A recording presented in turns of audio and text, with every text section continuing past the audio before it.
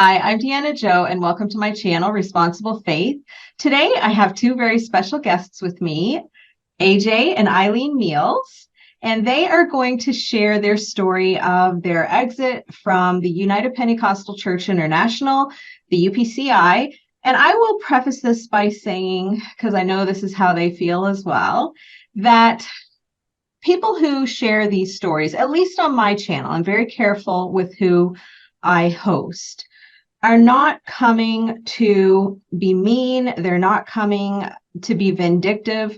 They are coming to share these stories to try to support and help those of you out there who are thinking about leaving or who have left and are dealing with all this blowback and you feel alone, and even maybe you're still UPC and you're having questions and you're wondering, am I crazy? Am I the only person who's ever wondered these things? And so these stories are approached very carefully because most of us have loved ones who are still in the organization, people that we really don't want to hurt. And so anyway, I wanted to preface it by just making sure that people realize these stories are not told to be mean. These stories are told to be helpful. And so I know that's AJ and Eileen's heart in coming on and sharing today. So welcome, guys. Hello. Thank you. And we're really happy to be here because, like you were saying, we want to try to help people, and everyone's version of this story is a little bit different and is unique. And so that's what we hope to be able to bring to this is maybe there's someone whose story is most like ours and they're looking for someone who they can relate to, because that's what I was looking for at the time. Even though maybe their story might not be exactly like yours, I find there's so many common threads that run through all of them that they resonate with almost everyone. So maybe we'll just jump right into it and start right out at the beginning. And I will ask both of you, how did you get into the UPCI? Were you born in? Did you join? Who wants to start? I guess I can. So I grew up not necessarily in the UPCI, but in the ALJC, which, we did fellowship with UPCI churches, very similar doctrine. So that was my upbringing. We had a fairly large church for our area, a very large youth group. We were very close, friends-wise, just, grew up with a lot of really good people. So that's where I started. AJ? Mine's quite like that. My church wasn't as big as hers was. It was also not UPC. It was the ALJC. Okay. Honestly, the doctrine between those two organizations is indistinguishable. So, I mean, it's a pretty fair comparison. As I said, I was born into it also. My parents were divorced, so I did have one parent that wasn't in, one is Pentecostalism and one that was. And I think I was at least the third generation of one is Pentecostalism in my family. I think that was about the same for yours. Yeah. My one side of my family was first generation. My one parent was the first one in his family to be in this type of church. My other side was, third generation. So a long way back. Long way back. Yeah. Very deep roots. Deep roots. Which, I mean, makes it so much harder to leave. It really does. Yeah. Because that's what goes into what you were saying during your introduction, where, we have absolutely no intention of wanting to upset anyone or hurt anyone, but it's the inevitability of the situation when the roots are that deep. Yeah. It's a fine line to be able to tell your story and honor the people you love, but still have the freedom to tell your actual story and how you felt. So yeah, this not easy. It's not easy for us, and it's not easy for them. No, absolutely. Yeah. So what was your time like in the UPC? I mean, I'm sure, we all had good times. I think that's the thing that people think when you tell the story, then you must be just saying everything negative you can. I had great times as a teenager growing up in the UPC, traveling around all the special services and, as a girl, getting all dressed up for convention and seeing your friends from other places that you haven't seen since last camp meeting or whatever. So, I mean, there are fun times within the fellowship, but there are also issues. So just talk about your time in. What was it like for both of you?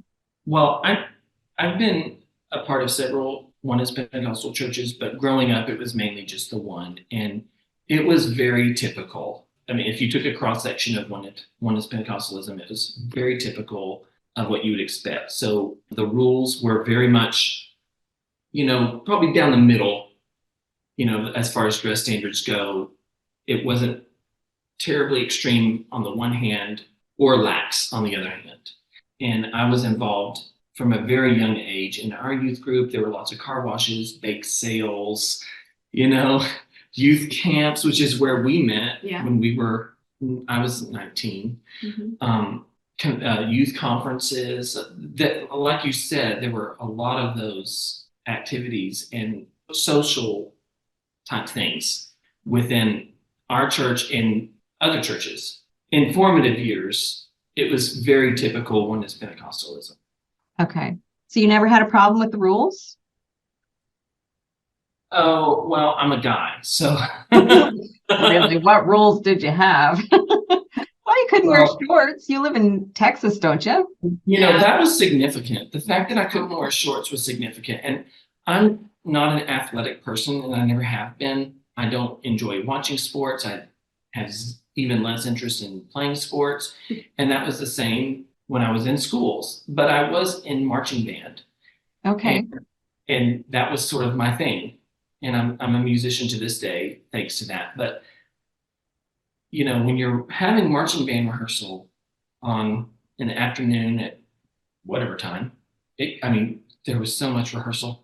And you're rehearsing on an asphalt rehearsal grid in Texas in September, and you're wearing jeans, not just, oh, it's Wednesday or it's whatever day, and I forgot to bring my shorts today. Oh, dang, I have to wear jeans to this rehearsal. But every day you're wearing jeans. Yeah.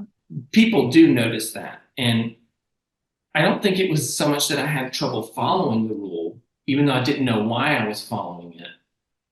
But when people asked me about it, I had no real answer for them. Yeah. That was the really uncomfortable part.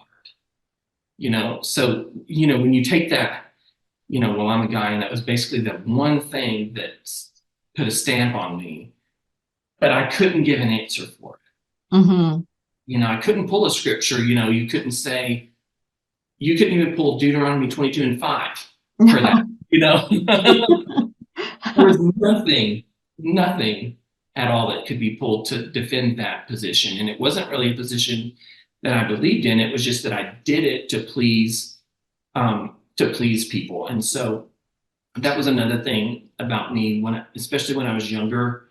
People that know me now will be able to attest that I've definitely gotten over this hang up in life of being a people pleaser. When I was younger, I was an extreme people pleaser, especially an elder pleaser.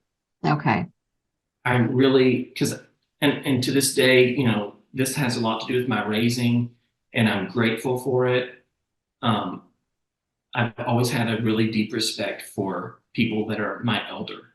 And when I was a young person, the way that I expressed that was making sure that everything I did made them happy. And so that was part of the reason and part of the way I was able to just sort of go along with everything, even though I didn't know the answers. I sort of just trusted that they were leading me in the right direction. Yeah, I think a lot of people feel that way. Yeah. So, Eileen, how about you? What was your time like? And I'm sure it was a much different experience because you had more restrictions, but talk about that. So again, very middle of the road type of rules that I grew up with. Now, I did have family on the other side of the rules that were very strict and would look down at us because, you know, our sleeves didn't go to our wrist or our skirts didn't go all the way to the floor. But I just attributed that in my brain to I'm growing up in a city, in a more modern place. And so they're growing up in a country setting to where it's, you know, they're more old fashioned, you know. So that's how I separated that in my mind, not necessarily I'm bad and we're good. But as, you know, as we got older, I realized that they think we're bad, you know. But anyhow, I did grow up in a kind of middle of the road like him, just, you know, not super tight, not super loose. And our churches, even though they were in different states, were in fellowship. They were. You know, they were. So, I mean, it makes sense. Yeah. That there was a connection. Kind of the same type of leadership or similar, you know, mindsets, because they did fellowship. We would not have met if it weren't. Well, that's true. So. That's true. Silver lining. But grew up, you know, like I said before, part of a very large youth group. Those were my friends. I did not have any friends from school. I did go to a public school. My parents were very encouraging of education, very strong belief that higher education is important, really good education. My mother is an educator. Okay. So she's, you know, very set on making sure that, you know, we have the best type of education. So went to public school. I wasn't ever really allowed to spend time with those people outside of school hours. So I didn't really have a lot of close friends, just friends that I saw every day, but we didn't make any long lasting relationships really. I mean, I am still friends with some of them, but, you know, not deep, you know, not knowing each other's families and things like that. But, you know, all growing up, there was always questions about, you know, why do you do this? Why do you do this? Why is your hair this long? And, you know, things like that, you know, I answered as best as I could. And I answered with the answers that I'd been fed, you know. Right. This is my worship to God. This is the way that I feel best serves my God, you know, because of such and such scripture and things like that, you know. But if someone had actually sat down with me and said, okay, show me this, and I probably wouldn't have been able to do that. But I was doing what I'd been told and fed, you know, answer wise, this is what you say. But lots of questions all the time. Now, I did enjoy being a part of the ALJC because we fellowshipped a lot. We did lots of things. We, you know, our youth group did a trip every year. We did, you know, we went to a camp in New England a couple of years. That was a lot of fun with friends and family of friends. You know, we would travel to all kinds of different events and made friends all over. But those were all people with the same mindset, you know. When I went to college, the church was different. They had a different set of rules that I didn't understand always. That church was a UPC yes. church. Okay, that was UPC, correct. But I was completely unaware of this rule until I broke it. Was that if you were dating someone, your pastor had to approve of them. And I was not ever. It wasn't me. I was not ever aware of that type of rule. I remember actually a meeting in that church where it was said you didn't have to wear pantyhose anymore. And I was just appalled. You know, I love how you just set this whole thing up by saying our church was like really moderate, and you know, I grew up with very moderate beliefs, and then you're talking about how they said you didn't have to wear pantyhose anymore and you were appalled. Yeah. They had probably 20 years before that had a similar meeting where they said, okay, we can go to the type of pantyhose that doesn't have the seam. Right. It's so funny how messed up our idea of what moderate is. Yes. When you grow up strict. Right.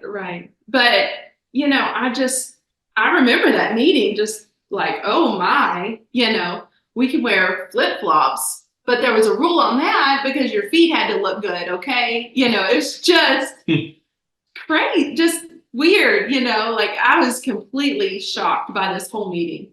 But, back to every church that we've gone to, and we've talked about this before, but every church that we've gone to had rules that were completely different.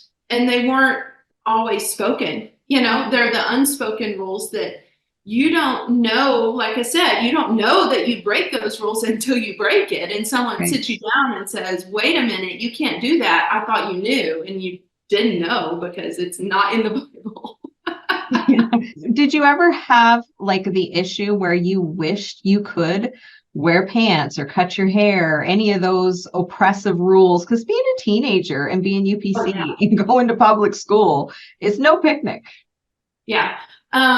So I did. I had a neighbor friend that loaned me nail polish, yellow nail polish.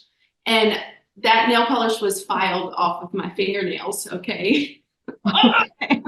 Okay. But, and I remember trying out different makeups and just being told, well, that's so wrong. And, things like that as a kid. And, I remember one time in high school, I was climbing the stairs class change time in a large high school. There was probably 500 people on these stairs, and someone way behind me made a comment loud enough that I could hear it. And it just crashed, like it crushed me. I didn't even know that person. That probably person that never knew me, but something they said about what I had on just, crushed me. And they were like making fun of your UPC look. Yeah. And, I've had different friends throughout the years that would just kind of let me borrow things, or, and I went to church. I went to school one day in pants, I remember, and just the heavy weight on me the whole day. It was field day, and I decided to be in a 3-legged race with a friend. Well, you can't do a 3-legged race. Wait, but anything you can do in pants that someone else can do in skirt, right? Unless it's a 3-legged race. Unless it's a 3-legged race. But, I did go to school with someone who went to a different church, but still held, they were very similar standards. And I remember feeling like I had to explain myself to that person. That was hard. Well, and a bunch of your classmates probably, did they ask you about it? Probably. Why are you wearing pants today, Eileen? I know. Yeah. These are complications that guys don't have to deal with. Like, I remember when I decided to wear gym clothes in high school, I was probably like grade 9, and mom just left it up to me. And I can remember, like, after all these years of not wearing pants or capris or whatever, then you go with them on. And by that age, you identify as a Christian. And so people are like, what? They're all surprised and they're asking questions and stuff. And so it's stressful. It's stressful to make those changes because you don't want people to think that you're not a Christian anymore, but then you want the freedom to, dress appropriately for what you're doing. So it does get complicated. And by the time I hit grade 12, I didn't believe the dress standards anymore. And my mom had given me a little more leeway in that last part of the year. And I wouldn't make the change because I didn't feel like I had enough time to prove that I was still living as a Christian. And so I just figured they would think I was like a lot of the other kids who had come from the same background as me, who were just making a complete change from faith when they started wearing pants and stuff. And so I suffered through skirts for the final months, even though I would have preferred to wear, some long shorts and pants and stuff, because what do you do, right? Yeah. It's like throwing away your whole testimony. You've gone to school all these years as a Christian, and then you're not going to throw it away for the last 3 months of school just so you can wear something that you'd rather wear. Yeah. Yeah. Sure. That's who you are. Yeah.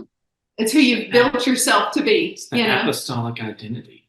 See, I didn't have that because I kind of always cut my hair and I always wore jewelry and stuff. But like for me, it really was about Christianity. And I was really worried because my Christianity in people's eyes had always been tied to all these silly rules. And so I didn't feel like they would necessarily have the ability to separate them and still see me as a Christian after going to school with me for years, you know. But yeah, definitely complicated. So here you guys are, you meet at camp, you fall in love, you end up getting married, and your UPC. You going to UPC church at this time? So when we got, well, it wasn't long. No. So when we got married in 2008, we lived in Memphis at the time. Eileen's from Memphis and I'm from Texas. And so I moved to Memphis for the first year. Oh, you loved it. Tell everybody how much you loved it. Just lamented. Ever since we left Memphis, I've just lamented every moment. I believe that. But that's not terribly relevant. We lived in Memphis, and it was just, we got married really young. Mm-hmm. And I was, I think, turning 22 that year. Mm-hmm. No, I was turning 23 that year, which is still really young. I mean, we're splitting hairs talking about 22 versus 23, but we got married and we lived in Memphis, and obviously we just sort of folded into where Eileen had been going to church. But then there was this other church, and it was not exactly a daughter church, but it was connected. And I don't know how else to go into this without putting in irrelevant details, but it was a very small bilingual church. And that was the church that we ended up spending most of our time in. We were actually going to both churches at the same time. We considered ourselves members of the American church that I grew up in. We were splitting our tithes between both churches. Well, that's true. To the chagrin of both churches. But, because we made so much money, right? But, you know, this bilingual group was, we kind of felt like we were supporting them. Mm-hmm. You know, at first, that's what we were going for, supporting them until they got settled and move, and, you know, and growing in their community, you know. So that's where we started. But there was also sort of this unspoken expectation that we would be going to that church. Yeah, there was. Within the family. Yeah, for sure. So. And that's all we'll say. We'll just leave it at that. Go ahead. I'm sorry. So we were going to both churches, but we really ultimately ended up spending most of our time at the smaller bilingual church, and we were there almost every night of the week for either a service or a prayer meeting. We felt very much under the influence of that particular pastor. Okay. And that is where there was a very hard shift towards deep, extreme legalism as a result of that association. And we're talking about things like absolutely no TV, which, you know, that's pretty common within the UPC, but people have their ways around it, and some churches do it.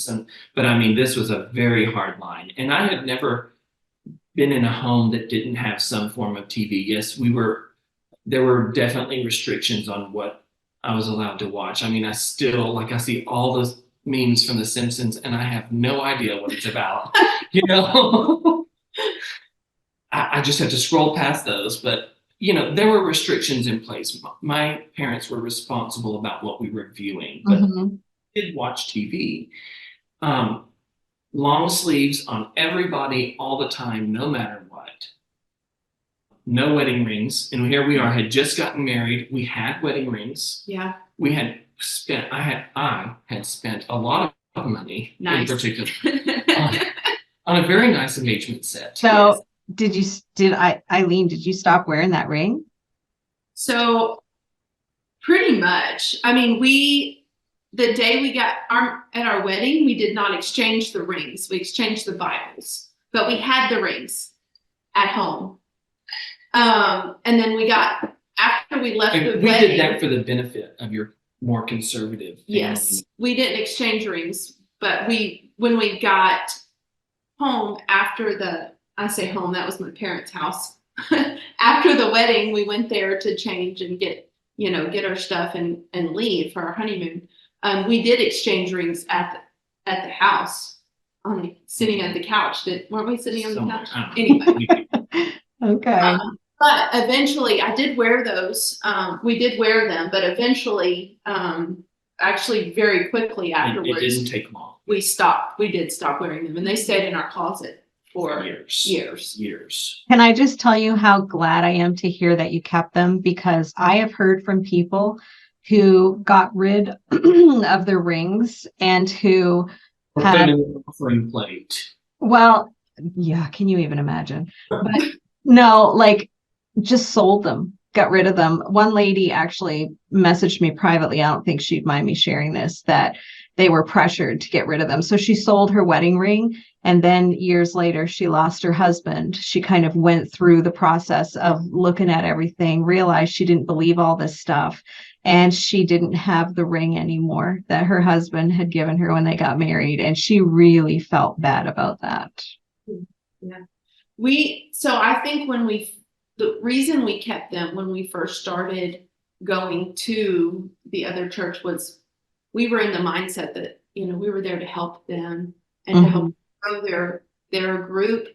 And we weren't really sold into all of the legalist stuff. Well, especially at first. It's sort of like the boiling frog thing. Yeah. Where we took the rings off for the reason of, okay, we're gonna show respect to our environment and to the people around us. And then it just sort of strangely became our norm. Yeah. Yeah. That we didn't wear our rings anymore, even though we both wanted to. Yeah. And then, the more time passes, it's like, but this is the norm. Like the frog has been cooked at this point. And it's very difficult. Like something as basic as, do we display our, marriage covenant on our finger? Something as basic and to most people as normal as that became a very difficult subject to approach because of the amount of time that had passed. And it had, again, just become normal. Well, and once you don't do something like that for so long, it becomes the expectation of you that you won't. And so then you really can't change your mind without it turning into a big thing. Yeah. Yes. So there was just that's just one aspect of the legalism there. I mean, obviously all the standard stuff, the hair, the makeup, the jewelry, that's all standard. But the unique sleeves. Yes, the unique parts of it were the extreme on the television thing, the long sleeves, the wedding rings.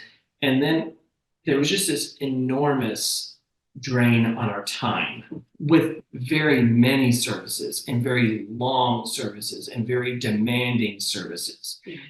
And then on top of that, you were to be spending hours of your whatever time you had. Yeah, whatever's left after you make your living.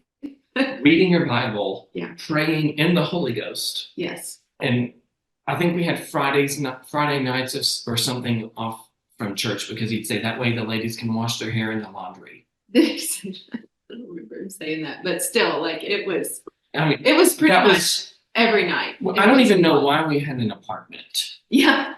I can't. Could have slept in the car and saved money.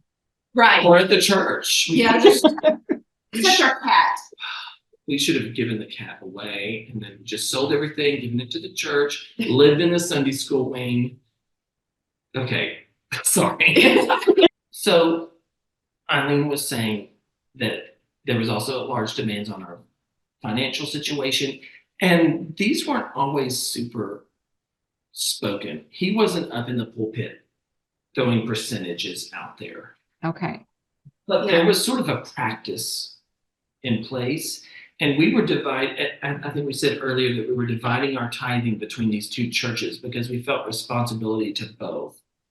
And whether anyone wants to come at us for that or not, I really don't care, but we were giving a lot of money. So we were tithing 10%. We'll just say let's just, not give any. let's just not concern ourselves with where we were paying the 10% to, whether it was one church or the other, but we were tithing 10% and rounding up at that to make sure that we got the 10% mark. But then we were writing another check every time we got paid of another 5 as just a gift to the church. So giving. And there are a lot of Oneness Pentecostal churches that have this model where you're actually expected to give 15% of your income and not 10. And so we were doing that.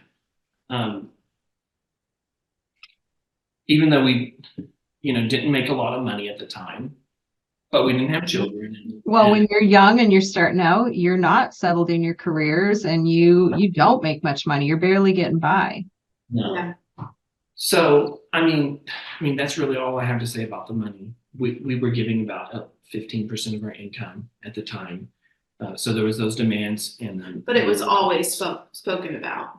Well, yeah, but he wasn't throwing percentages out there. No. And we only lived in Memphis for a year, and because I think I was really unhappy with that Yes. church situation, for one, and for two, neither one of us really wanted to live in Memphis. Yeah. And so, we got, through the fall and into the new year after we got married, and I finally just came out and said, we're going to have to move out of Memphis. I can't stay in Memphis, and I want to go back to Texas. I wanted to go back to East Texas, and Texas is a big place, and where we live is actually still 3 hours away from where I grew up. But I had lived here in East Texas before we got married by myself when I first graduated college and started teaching, and I wanted to come back here to East Texas. I really liked it, and that's what we decided to do. Yeah.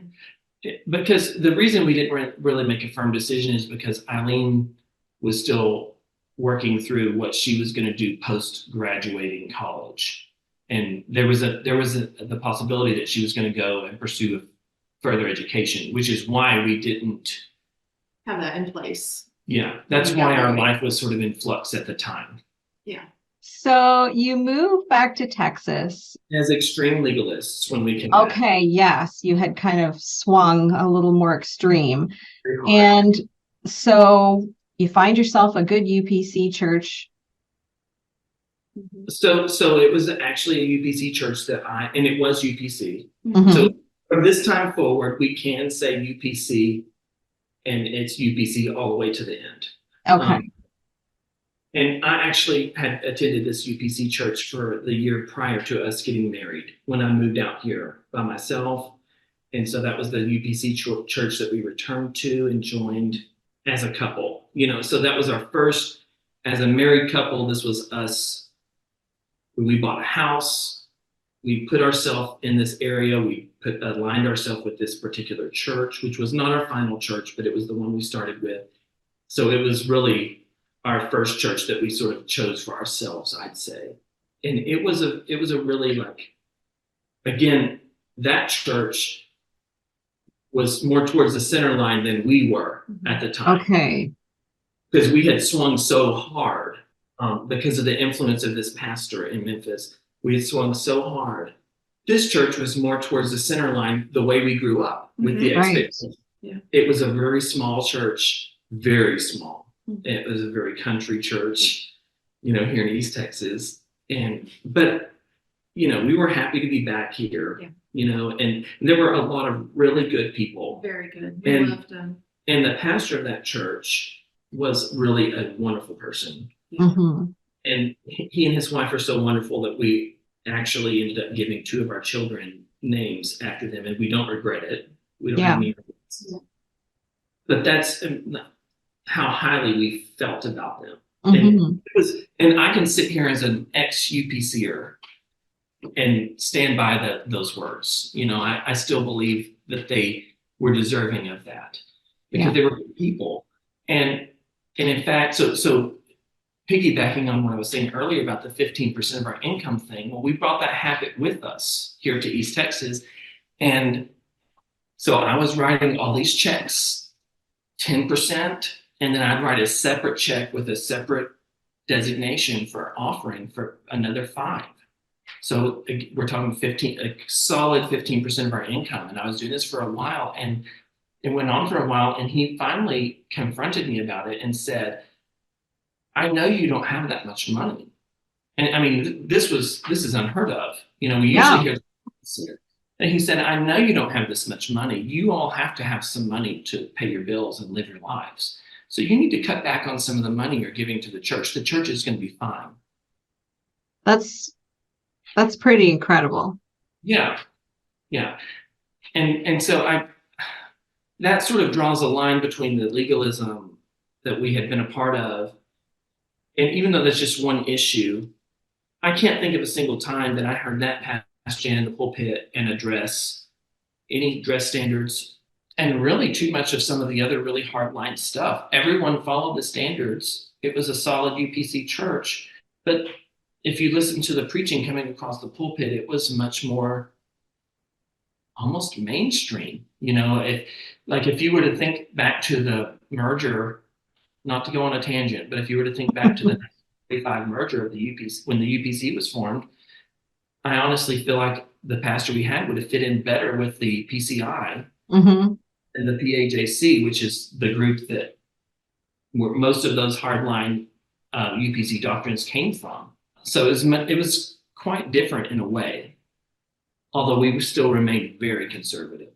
We did for a while. For a long time. Yeah. So, okay, you're conservative. You're going to this church. You're a little more conservative than they are. Is this the church where you started having questions, AJ? Because I know that Eileen was not having questions. Not really. Okay. Not really. We were there for about 3 years because we left there in 2012 in the middle of the year. So we had been there about 3 years at the time. We'd been through a really ugly period of a pastoral election with that church, which can get very nasty. And we won't go into all the details. I will just say it was very nasty. It ended bad. It ended very badly. Essentially, there was a split of the church, and we were on the side of the split where we exited. And the church we went to would be our final UPC church. It was the most moderate of all the churches that we were a part of. Again, all the standards were in place. They were not often talked about. No. No. But the way services were conducted was much more moderate and structured and reserved. The preaching style at that church was very reserved. And I immediately was drawn to that because after all these years, just wasn't terribly comfortable with being screamed at 3 times a week or more. Yeah. So we were just drawn there. We were immediately accepted. Eileen had a history of being a Sunday school teacher. And I guess this is the first time I'm mentioning this, but I'm an organist and a pianist, and I've played music in churches since I was a teenager. Okay. And I still do to this day, but in a much different capacity. Yes. We could save that for later, but so we were immediately embraced because of what we brought to the church. And Yes. in the way of, Eileen was an experienced Sunday school teacher, and I've been playing music in church forever. And we were both quite good at doing that. And we were solid people, and grounded in. We were grounded in the doctrines. Yeah, the doctrines of the UPC. And we still didn't have our wedding rings on our finger, I'll remind you. Didn't. So That first Sunday. Oh my goodness. Anyway. Didn't raise my hand sitting on the front seat with the Sunday school kids for the first Sunday wore my ring at the church. Well, that wasn't immediate though. No, I'm just like saying when when we changed we churches. finally did decide to start wearing our rings, I didn't raise my hand. That was the point. That was the point where, starting in around 2012 and the few years that followed that was also the year that our first child was born. Actually, so that'd be 12 years ago today, because today's his 12th birthday. But as we started having children, that at some point we started wearing our rings again. The sleeves thing, we sort of shed that a little bit. Some small things like that started to happen Gradually, but suddenly. but really only just to align us back with The way we normal run. UPC. Yeah. Not normal, but normal UPC. Yeah. Mhm. And a big thing that happened in about 2014 or 15, somewhere along in there. This shouldn't be big, but it is. In our circles, it was big. I grew my beard out, and I've had a beard now for a decade. I was playing the organ at church every service, and I can't say that no one said a word to me, but the person that didn't say a word to me was the pastor. Okay. Because he was very reasonably minded Mhm. about that kind of thing. And he knew full well that he had no scriptural basis for enforcing that. Of course. And so it was something I thought about very much. I did a lot of reading, and I think that could be an indication of me starting to ask myself some questions. Mhm. And it just manifested itself in, you know what, I'm just not going to do this thing anymore. Right. And so it was just a thing that happened. Nobody said anything to me. The only time that it came up was when our building was being used to host a sectional youth event. And he did speak to me privately and say that, they were going to be having people do music at that event, but that I wouldn't be able to because I had a beard and it was a sectional thing. He didn't have a problem with it, but that he was told that would not be allowed. So it made me think that he actually asked Okay. about, and I said, oh, that's totally fine. I have no intention of even coming. Mhm. I'm not a youth at this point, and Yeah. I had no interest in coming and spending my Friday night. And I said, oh, that's totally fine. See you Sunday. Mhm. So really, the only two rules you had were you couldn't wear, the beard thing and the shorts, and you just took on 50% of your rules in that one, in that one thing. So I would say that probably is where your questioning just sort of started. Yeah. And I would say that was sort of just, the sled maybe is just starting to move down the hill just a little bit. We haven't picked up all the momentum yet, though. So. And so, Eileen, what did you think of him growing a beard? Like, was that something that was pushing the rules for you, or were you just fine with it? It really wasn't a big deal. Well, what did he say? She was really happy about it. Okay, she likes the beard. I really wasn't. Her carnal nature was happy. Her Colonel. You're going to have to take all that out. No way, I'm leaving that in. Don't be embarrassed. I like my husband better with the beard too. Okay, so I'm not alone, but I recognized it though as a sign of, going against the rules. So I didn't like it at first, but I did get used to it pretty quickly. Little did you know about the slippery slope. It was a slippery slope. I mean, honestly, people are still figuring their life out. At that point, yeah. These days, we accept that people at this age of their life are still figuring their life out. Yeah. I wasn't even 30 yet. I was going to say, how old would you have been? So you weren't even 30. I wasn't even 30 yet. And these days, as someone who's almost 40 now, I can think, oh my gosh, Yeah, I was a baby. Yeah, all the things I was still figuring out, I didn't realize I was figuring them out. I thought that I knew what I was doing, but I was really still figuring this out. Yeah.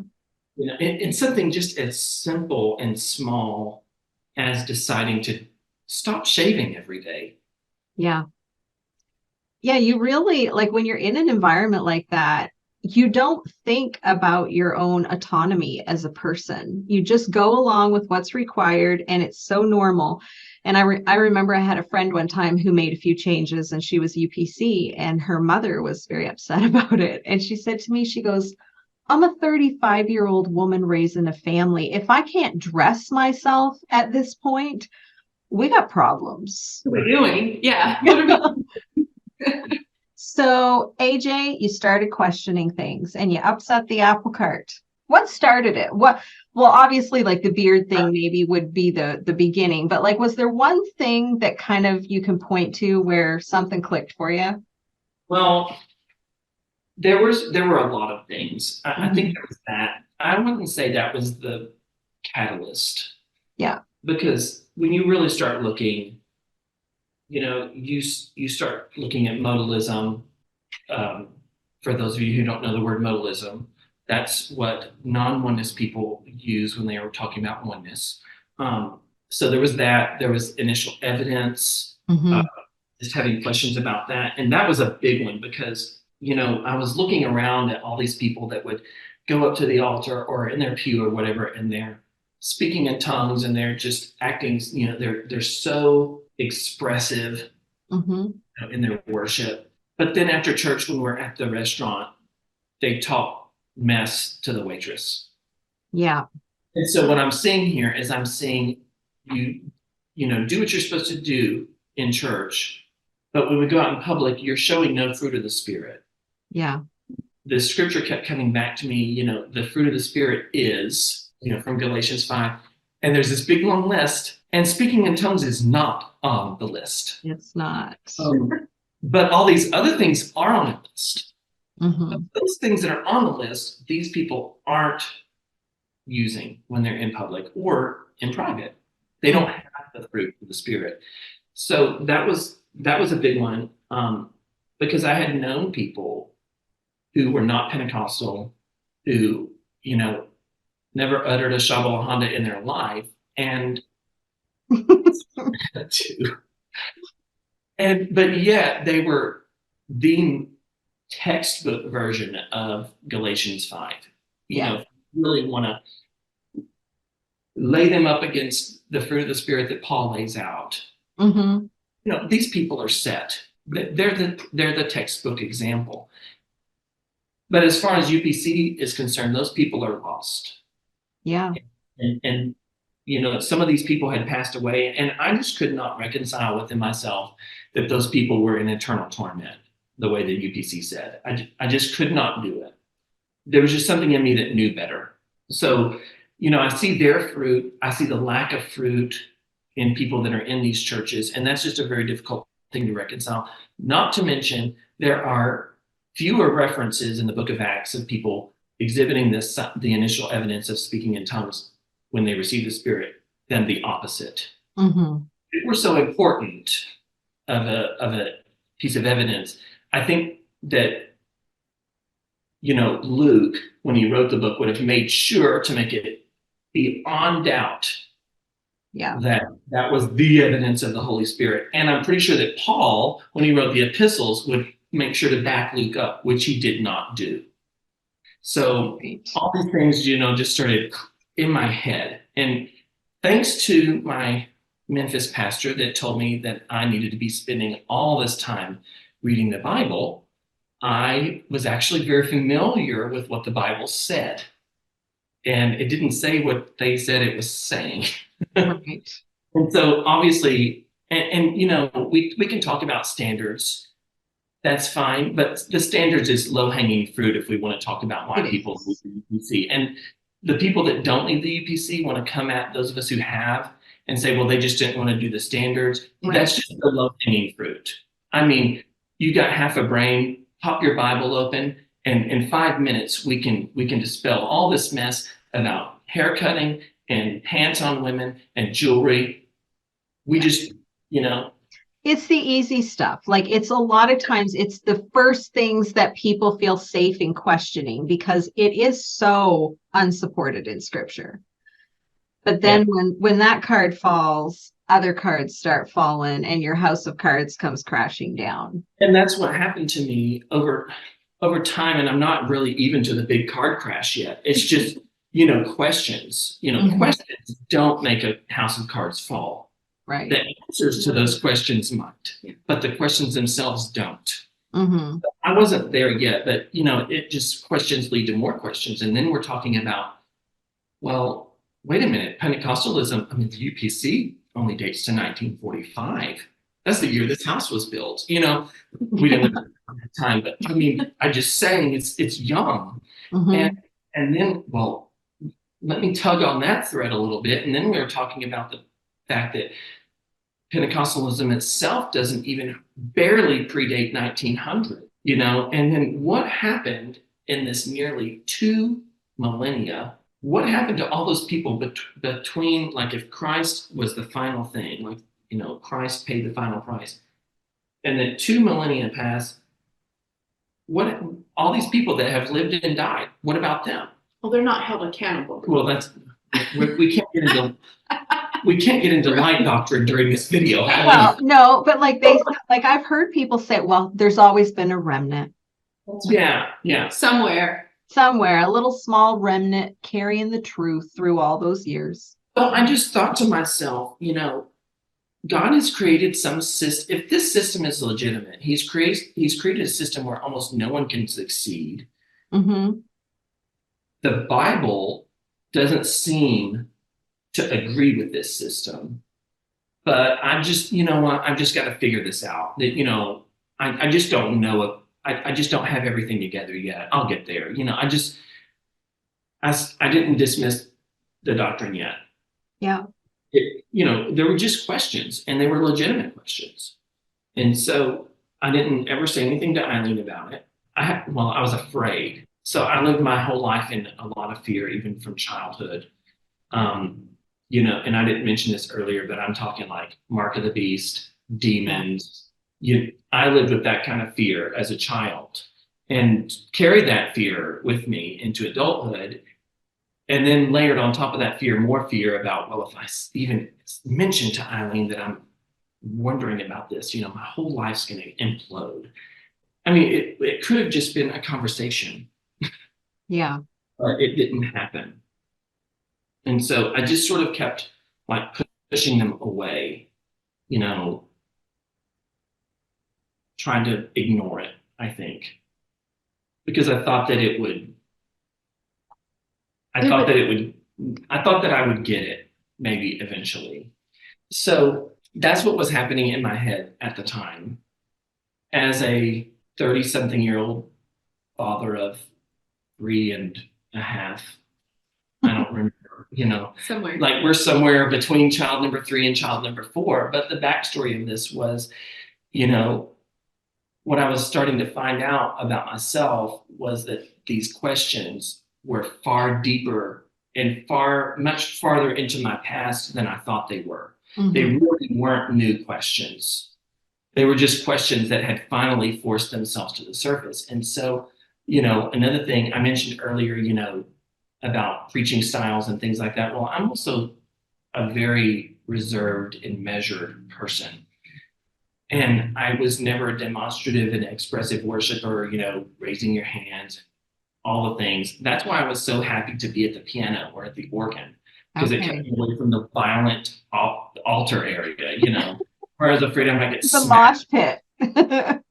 So what happened was, and this is where all the UPC people might pile on and say, well, you just never had the Holy Ghost, because I really never had that experience. Mm-hmm. I was literally the child that, as a small child, was always in the altar, like begging God to give me the Holy Ghost. And what's wrong with me? Like, why can't I get it? Like, I really want to, and I've been really good. Yeah. And I really was always such a good boy. Mm-hmm. I was. You don't deserve her. Her wild child. I was always just so into pleasing everyone. Right. So why can't I please God enough that He will give me this Holy Ghost experience? And so if you fast forward through all these years, some of this other stuff can make sense, because at some point in my mind, I said, you know what? There's this whole Acts 2:38 business. Okay, I've repented. I got baptized twice. And then I just can't get this speaking in tongues thing. I don't know what this is about. It's not happening. So, but you know, there's all these rules, and they keep telling me these rules are really important. So if I do the rules like really good, surely God's going to like pay attention to the fact that I've done the rules really good. Yeah. And so maybe I won't burn in hell forever, because it was an extreme fear of mine. it was not skirted around in my childhood church, not in my home. Like it was like hell flames all the time. Mm-hmm. I mean, just so much fear for a little boy to live with. Yeah. And so I thought, I'll just follow all these rules. I'll be really good. So he'll have to notice. I'm sure he'll notice and he'll let me go. He'll let me go to heaven. Well, so what I'm describing to you is classic legalism and classic works-based salvation. Like if I'm good enough, I can earn my way into heaven, which is actually the opposite. Because if you think you can do that, you've actually rejected what Jesus actually did on your behalf. But obviously I didn't know this at the time. And I remember having conversations with my mainstream Christian friends in high school and in college, because I went to public school too. And, these were Baptist people. They were Assembly of God people, just different flavors of actual Christianity. And I couldn't give them any answers about, why do you believe this? Or why do what's even like really important things like Acts 2:38. I couldn't give them those answers because they knew their Bible well enough to say, no, bro, this does not work with what is written elsewhere in Scripture. Scripture itself disproves what you're saying. Mm-hmm. And so if you can imagine this going all the way through college. And so, but there was a time in 2005, and that was the year we met, that I did have this experience at the altar, and I thought that I had gotten the Holy Ghost. And that was the time when I, as I said, really doubled down on the rules. But within a couple of weeks, I realized that nothing was really different. I didn't feel different. Mm-hmm. It just left me really lost. And so again, I had rewound to get there, but that can inform us a little bit more about where I was in 2015 or so, whenever the questions started coming back to the surface. And at this point, I couldn't ignore them anymore. In the year 2016, I was at a church service, but it wasn't a Pentecostal service. It was a service on Christmas Eve at an Episcopal church. So I'm not an amateur musician. I have a degree in music. When I said earlier that I'm a school teacher, I'm an elementary music teacher. I'm a classically trained pianist and organist, and I've been here in East Texas. I've been really involved in community concerts and services. So I have, a network of people that I know and people that I'm friends with. And so in those days, I was able to go sing at a service or sing at a concert, and sometimes I would be paid. And sometimes I wouldn't be paid, it was a community thing, or if it was a professional thing. But that's what my background is. And that's where I was on Christmas Eve of 2016. I was a paid chorister at an Episcopal church here locally. And I just, and I'd been there before. I mean, it wasn't my first time or anything. And it was just the most beautiful, moving service, if you can imagine. Obviously, it's the polar opposite of any church service I would have been in. And it was just a really beautiful time. And at this service, I got this really familiar, tingly feeling that, if you got it in a UPC church, they would say, oh, that's the Holy Ghost. Don't you feel the presence of God? Or, don't you feel the Holy Ghost or whatever? And I got this like really wonderful, warm feeling. And I thought for a second, like, this is really great. And then in the very next instant, there was this confusion that came in, and it was, but wait a minute.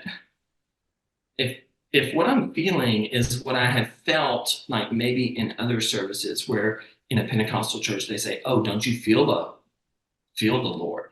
And I had felt this feeling before, even though I hadn't spoken in tongues.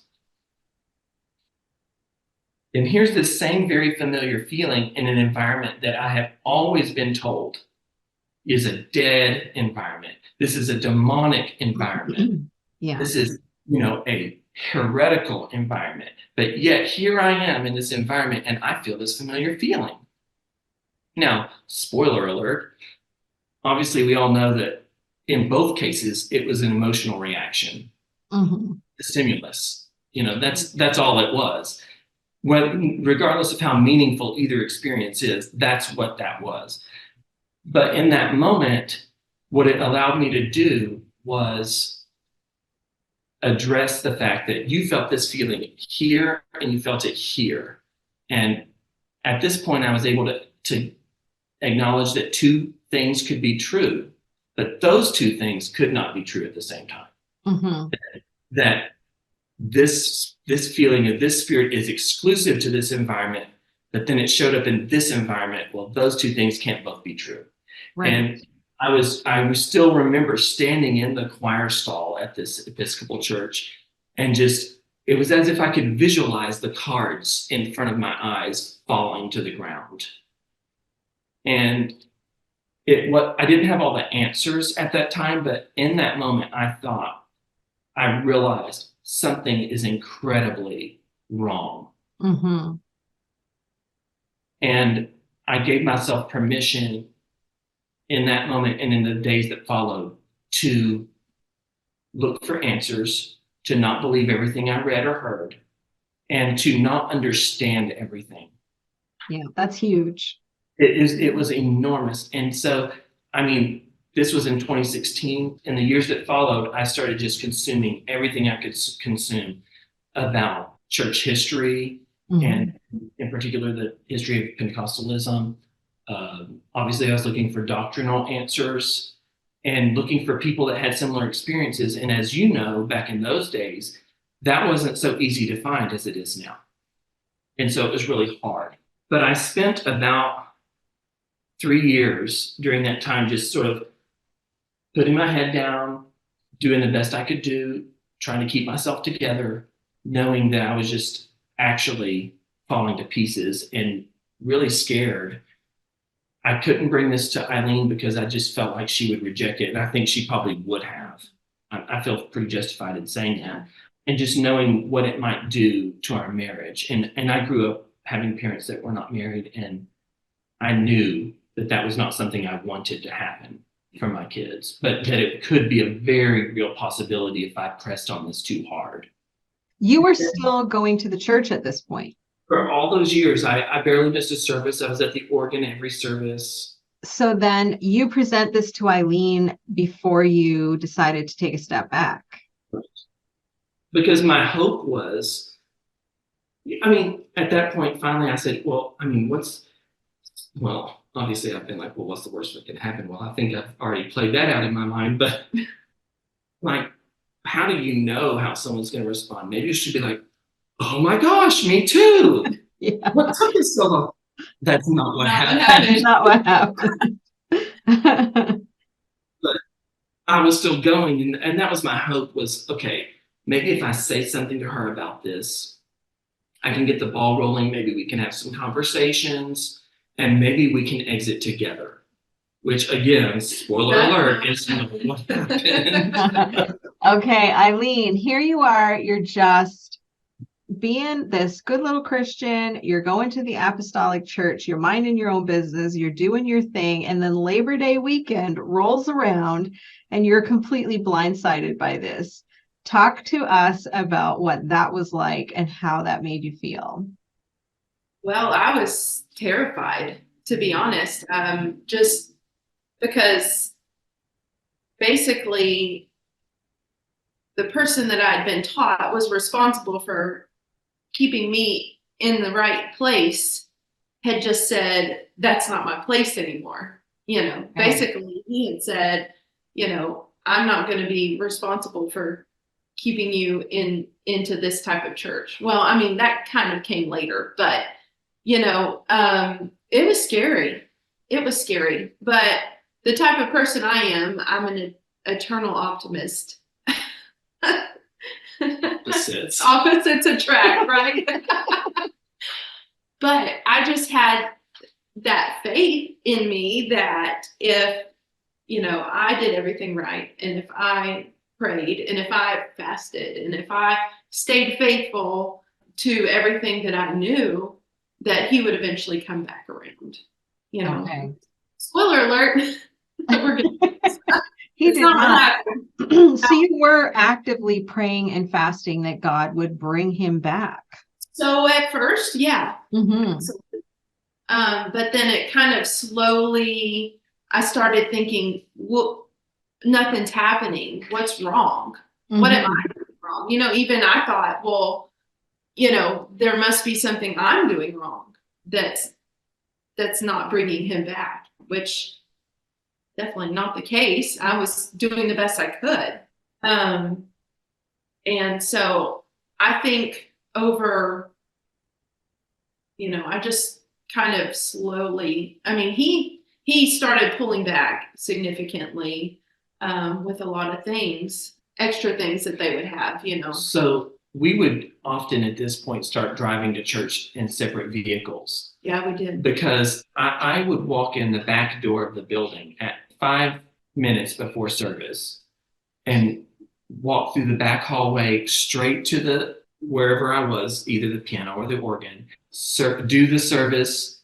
And as soon as that service was over, I was again out the back door. If there was not even when the service was over, sometimes when the music part was over, you'd go. On Wednesday nights, we wouldn't have music after the lesson. So I was not even staying that long. Yeah. But that wasn't good enough for me. If there was a potluck, if there was a picnic, if there was anything, I was not there. Yeah. So then, Eileen, you're taking these kids and you're going and you're staying for the whole thing, and he's rushing off home. Yeah. How's that feel? No, probably not very good. I was just surviving. Since he was no longer as involved, became my responsibility to make sure my kids were safe, make sure they were there every time that we could. So, that's a lot of work, getting 4 kids ready and together, and especially, nursing a child and keeping kids in a service, and I worked a full-time job that was also extremely draining on my self-esteem and my time. You were actually in I was kind of in two toxic environments, if you want to really think about it, because the job I was in, I would literally give every part of myself that I could for 10 hours a day, and then come home and struggle against this religious dynamic at home. Yeah. And then, try to get to church, and, but there were lots of services that I would just pray that my child would cry. So I could just go rest in the nursery. Because they had those glider chairs. They did have those really nice rocking chairs in there. And my kids could all be entertained in one place. Yes. And they could make noise. And anyhow, it was a really hard time. So did it basically feel in your mind at the time like your husband was backsliding? Oh, yeah. Yeah. And you were worried about, what does this mean for us as a couple? What does it mean for his eternal soul? What's this going to look like for our family? Like, that's a lot. Absolutely. But I didn't grow up in a broken home, but I knew that's not what I wanted for my kids. And ultimately, like, who can survive having 4 kids by themselves? Yeah. I knew that neither one of us could handle that if that's what it came to, so I was really determined to, make things stay together.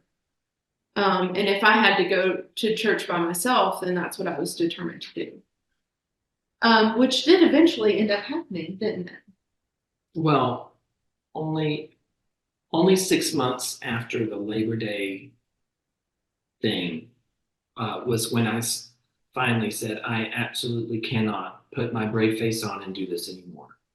Because I had been there, and remember, I had been at every service for 3 years while going through this internal turmoil, and then only 6 months of it with your knowledge, or at least with your explicit knowledge. Right. And so in February of 2020 was when it was this February 2nd was the last service, when I finally said, I absolutely cannot do this at all. And so I'm going to have to just make my exit by myself. which was really difficult to do. Oh, yeah. Because you feel guilty too. I mean, Mm-hmm.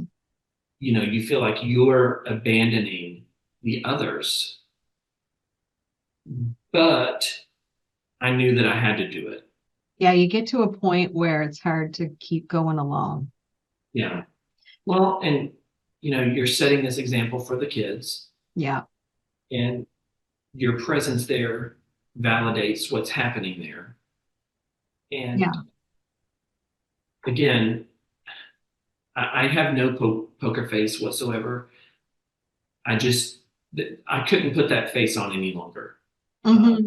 to try to pretend like this was fine with me. I wasn't able to do it. And so I stopped doing it because that was the authentic thing to do. So how did you go about leaving? Did you just, well, I mean, you're the church music, so you can't just fade away.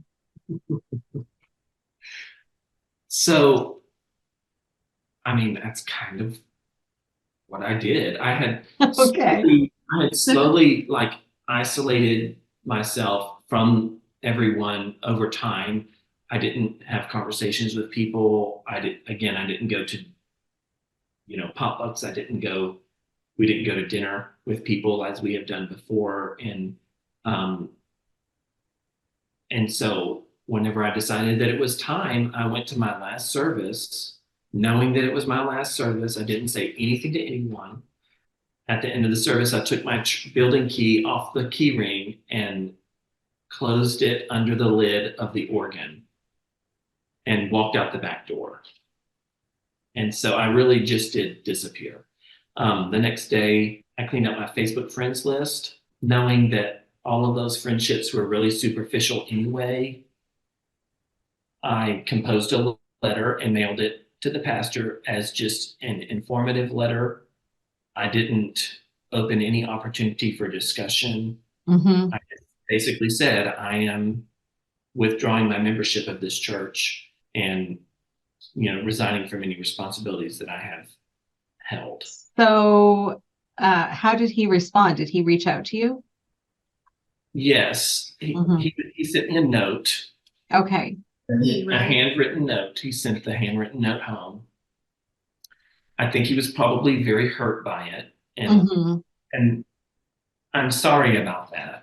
There's no good way to do anything like this, like so that people don't get hurt. You can't really fault them for taking some of this stuff personally. Like it's complicated. And I felt that way at the time. I was uncomfortable with it at the time, but I also knew that it was really the best I could do. Yeah. And so he did send me a note, and then at one point he sent me a text, and I just simply did not reciprocate anything. I had truly made a very clean break. Mm-hmm. Didn't make a scene. I literally never stated any reasoning for it. In fact, in the informative letter, I said I'm choosing to keep my reasons for my exit completely private, and I will not be discussing them with anyone. Okay. So he leaves Eileen. If it was if it was hard on you before, it's even harder now. How in the world do you handle this? So, I mean, I just did the best I could as far as, I felt responsible again for making sure my kids were saved. I was teaching Sunday school at that time. Our oldest child was in my Sunday school class, but he was old enough to realize, well, daddy's not coming. So what's going on? Mm-hmm. Sunday school became a literal battle with him every time. So much so they put an assistant in my class, which ended up being one of the best things for me because I got to just step back. Again, what have I done wrong that he's not coming back? Where am I wrong? There must be something wrong with me too, because I've done all the things that I can think of to hopefully get him, to come back, to win him back. I've been the best wife I can be. I've been the best mother and faithful but Sundays were struggle, Yeah. Sundays was. So much so that I just basically quit teaching. I would just sit there and let the little girl that they put in there with me do all the teaching, because anything I said, my child was just going to act up. You know, he was going to act out. And that was really hard. Sitting in service, I started sitting to the back. I was starting to be the one that just got there right at the start of service and left immediately. I started withdrawing myself because, again, there must be something wrong with me for all this to happen. And about that time, I think it was January of 2020, I finally left the job that I was at. And again, super toxic environment. Just, I mean, my self-esteem was zero. It really was. Sorry.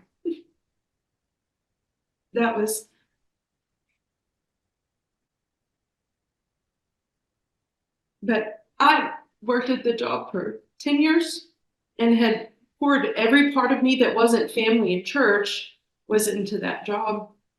And everybody that I had outside of church was there. There were people I'd worked with for so long. So I left the job in January and got a new job, which I'm still at, and it's the best thing. So I lost all those people because that environment was so toxic that when you leave that place, all contact had to be broken, because if you didn't, then you were disloyal to the owner. That's like a cult. Yeah. Oh, really? I almost said that. But, I lost all those people that I had worked with for 10 years. And also I changed fields. Like I left a job I loved. I mean, doing that job was one of my favorite things ever. And so I left that field completely and started over. Again, ended up being one of the best things for me ever. It's just been, since I left, it's been really great. But so that was January, and in February he left the church. So, things are kind of rocky. And for me, knowing, like, I know this is going on with her, and I think this just demonstrates the level of I can't do this anymore. That I was at. I'm in a position where I know what she's going through, and I'm, as her husband, responsible for supporting her through that. Mm-hmm. And but you had to make this other thing hard for me. And I did. You did. I did do my best to support you through that. Actually, you probably supported me a long time before that for me to leave, and I didn't. But then, on the other hand, I literally cannot do this anymore. Mm-hmm. So that made it even that much harder, really, for me. Like that is literally how close to the limit that I was at for me to make the choice to go with that timing. Yeah. So you didn't end up staying, obviously. We can tell by the look of you that you've left. How long did you stay, and what was it that made you leave? So from February all the way to December is the time that I still just did the best I could to be there, have my kids there. Now, if it was Sunday morning or Wednesday night and one of my children said, I don't want to go, I didn't have any say. If he wasn't going, I couldn't make them go. So I didn't, so they would take turns and somebody would stay home or go with him. Sometimes you went to other services. Well, I didn't have that long to do that, because if the listeners, if the audience was paying any attention, I exited in February of 2020. So COVID. There were only a few weeks that I was visiting some other churches before COVID. Yeah. And so at Thanksgiving, we went to my mom's house, and we had so far, everybody stayed healthy. And my mom and I had gone out to get some last minute final groceries, as you do the day before you have to cook a big meal before the grocery stores are closed. And so I think we probably came in contact with COVID at some point during that trip. Long story short, I got COVID, and then you got a really mild case. Anyhow, we were shut into the house. We were all quarantined. That for was 10 days. That was the time when the quarantine period was really quite long. Yeah, it Mhm. was. So we were all trapped. The kids were doing virtual school.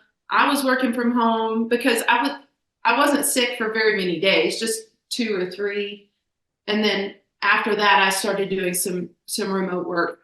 But like the 3rd day of COVID, AJ decided to pull out the notebook and the strings and the drawing the lines and all of this, He had been sending me articles to read and things like that. YouTube videos. And YouTube Like, videos. for example, there's a channel called Responsible Faith. You may have heard of it. Uh-oh. So I have sent a few of those. I always feel like I should apologize when I hear something like that. Don't I'm sorry. but I would try to read those things or watch those videos, but as soon as things would start making me think or questions or anything, I shut it off because that's what I was taught to do. In the UPC, you don't read things that aren't written by UPC or ALJC or whatever, Pentecostal. You don't read things that other people from other denominations write. You don't watch their stuff because that's the way the devil gets you, right? It is. But, me being the good Pentecostal that I was, as soon as those things that he would send me start to make me think or start to make me question anything at all, I shut them off. One evening, I think we'd already put the kids to bed. It was at Christmas time. Yeah. We had decided that we were going to sit down and have a discussion about this together. And so I was up for that, kind of. I was going along because, this is something that's important to him. This is also a marriage that we're trying to keep together. Right. It's not functioning because we're not really communicating. And this is the first time that we've even made an attempt. Yeah, it was. So he, started pulling out some things and trying to talk about some things. And I really was not ready to hear any of it. And I think I said, well, if I'm not this, then I don't know who to be. I don't know who I am. I'm not someone going to a UPC church. I don't know, because literally that's been my whole life. And I just don't know what else to be because everything else is wrong. Right. Everything else is going to send me to hell. And so it ended really badly that night. It was really bad. And we probably didn't talk for a few days about anything other than, have you fed the kids or whatever, so Basics. very essential things only. We were trapped in the house for 10 days, not talking, skirting around each other. And we had never been through that. We are not the kind of people that have arguments. We don't fight, so that was a whole new thing. But on the whole, we had never really had significant positions that were in disagreement. That's true. Other than this. Yeah. We're very well suited to each other. As opposite as we are. I mean, truly, we are the right person for the other. We know that. So when you have just one singular issue, and but it's a huge one. It's huge. But if you think about, that this one singular issue could completely destroy an otherwise picture marriage. Yeah. Don't say but just, a really good, fine example of two people making the right choice, when they chose each other. Yeah. We didn't know how to navigate that, but after, at the end of those 10 days of quarantine, I knew only one thing. And that was, if I went back to the Pentecostal church, that my marriage would be over. So I decided at that point to do what was the best that I could do to make sure that my kids had a full family and that my kids had the best that they could have, because I knew that I could wait it out. I could wait him out. That you just figured the Lord was going to get him and you just wait. Yeah. But I'm literally the most stubborn person I know. But, I just made up my mind that, just because I didn't go to the church now didn't change who I was. I Right. still believed in all the things. Granted, I had pulled myself back from church some, from the gathering and from some of the worship and stuff too, even. But I made up my mind that, I'm going to do this to keep the peace in my house as best I can. This is the best way I know how. And so we didn't go back from COVID. Like when we were unquarantined, then we didn't go back to church at all. So obviously you're not going to church together. What led you to change your views, to start to question some things, Eileen? Because that, when you took your step back, it seems like that's quite a big leap from where you were mentally and emotionally. Yeah, because I was still 100% believing that, the UPC or that type of church is the only place to go to heaven. Mm-hmm. And I still believe that for 2 years. I mean, we didn't go to church for 2 years. We didn't go anywhere. That gave me space to breathe, to be honest. Because, there's other people making your decisions when you're in a building as much as we were. And I made the decision that keeping my family together was more important than attending this building. So I had room to breathe and I had room to realize what it felt like to make my own decisions because, I was no longer in this toxic work environment and I was in a very healthy work environment where I excelled and I felt like I was, doing well. And then at home, I'm learning how to make decisions and I'm learning how to say no in this healthy work environment. I'm learning how to make choices for myself, for my family that I wanted to make, not because other people said this is what you're supposed to do. 2 years, I'm learning these things. And then AJ's always been very into podcasts. And, I think some of that comes from his learning his way out of the UPC. Became very attached to podcasts at that point. I don't know. Was that kind of when that started? Because, we were in a position, both of us were in a position where we had to educate ourselves. Mm-hmm. And there's podcasts, but there's so many resources now. Yeah. And podcast is one of those resources. I spend a lot of time with those because I'm always busy and I can walk around with them in my pocket, and not be tied down to a screen reading or watching a video, and Yeah. of course I was consuming all of this material that was not necessarily specific to the UPC, but high control groups in general. Mm-hmm. And learning consistencies and things that they have in common.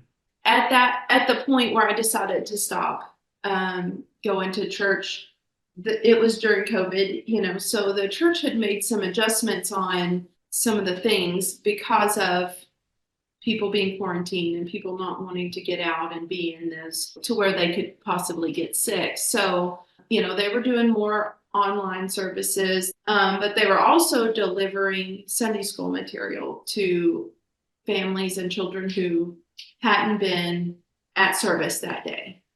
So I didn't make any official statement or letter or anything like that to say I'm not coming back. I just kind of stopped going. But every Sunday, here they come with our Sunday school papers and our Sunday school snack and our Sunday school prize.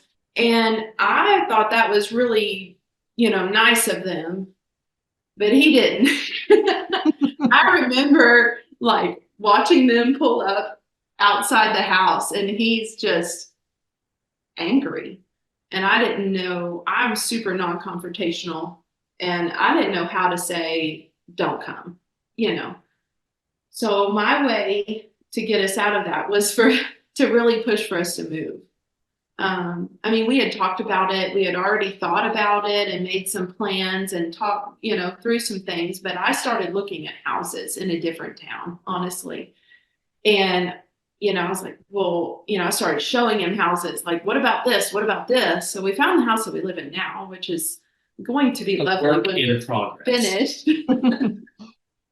But it was a type of house at the type of price that we could not turn down. So it And just really, like, even if you took this issue and set it aside, the move made sense. It did make sense. Yeah. Objectively, if you good look for at us. it objectively, it was something that made a lot of sense.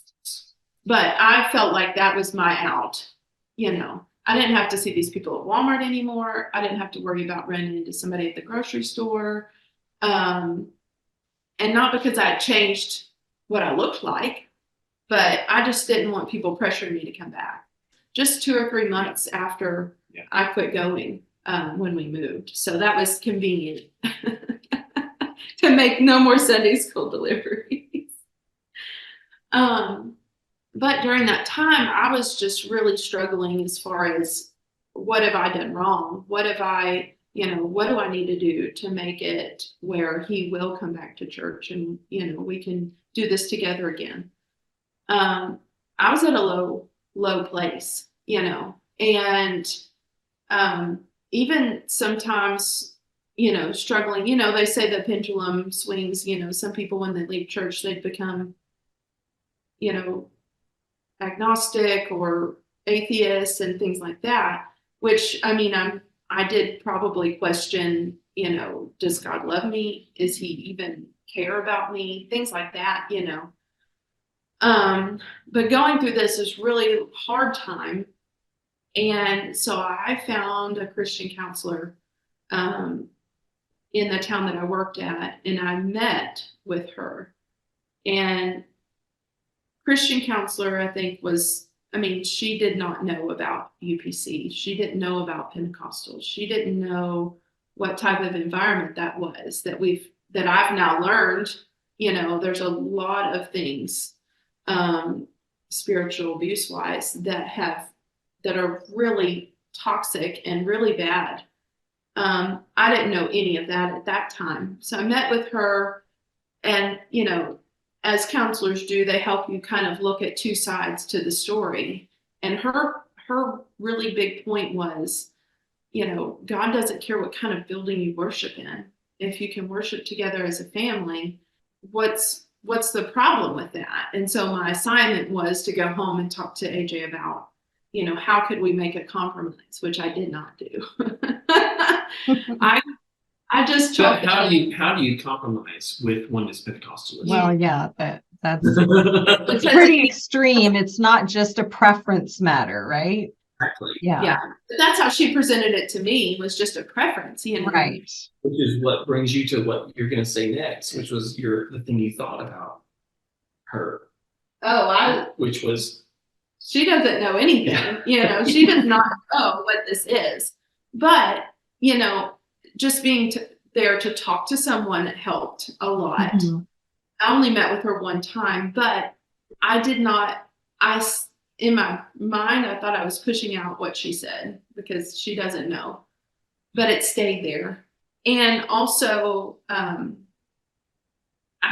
was a person I worked with who had really strong faith, and that person really did help me to see, that there are more important things than what type of church you go to. And family is, one of those big things.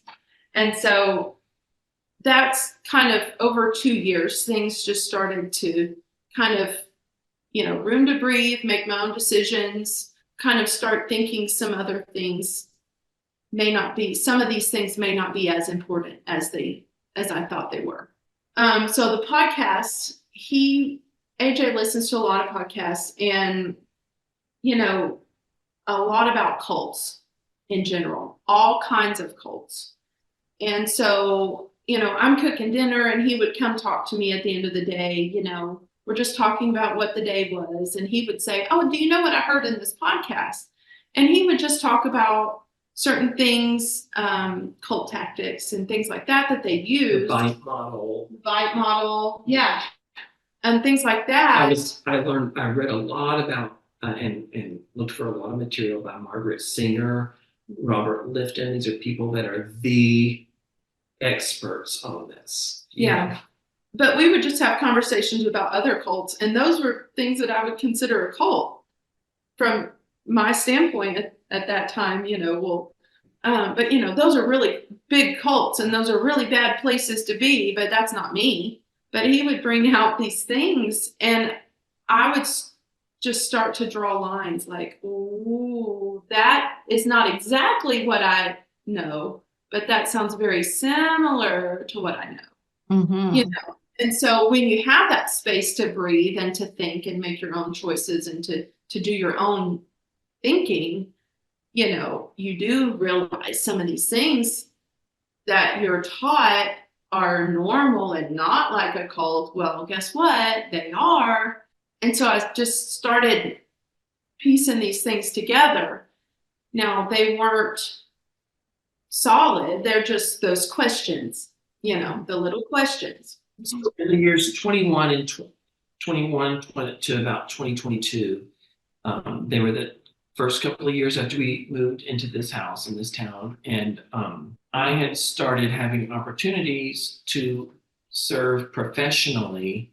And I use the word professionally to mean money. Mm-hmm. Like you were paid for what you did. As a substitute organist at some various churches because I had connections.